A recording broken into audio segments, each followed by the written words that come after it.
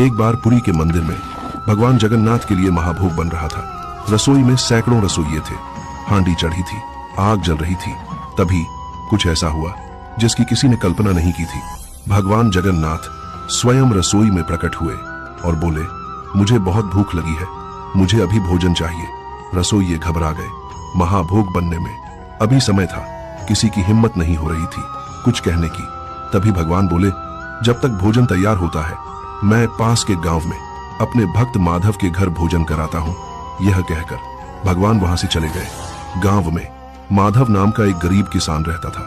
उसके घर न सोना था न चांदी, बस एक मिट्टी की हांडी और उसमें साधारण खिचड़ी।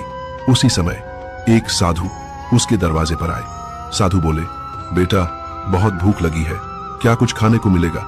माधव ने बिना सोचे अपनी खिचड़ी उतारी और पूरी श्रद्धा से साधु को परोस दी। साधु ने प्रेम से खिचड़ी खाई, फिर मुस्कुराकर बोले, माधव तुम्हारा यह भोजन मेरे महाभोग से भी अधिक प्रिय है। यह कहकर साधु अंतर्धान हो गए। उधर मंदिर में महाभोग तैयार हो चुका था। पुजारी भगवान को भोग चढ़ाने पहुंचे, लेकिन जो उन्होंने देखा वह अविश्वसनीय था। भगवान जगन्नाथ की मूर्ति के होठों पर खिचड़ी के दाग थे। पूरा मंदिर स्तब्ध रह गया।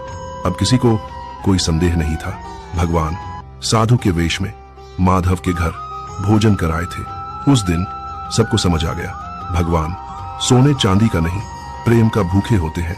सच्चे भाव से बना साधारण भोजन भी महाभोग बन जाता है।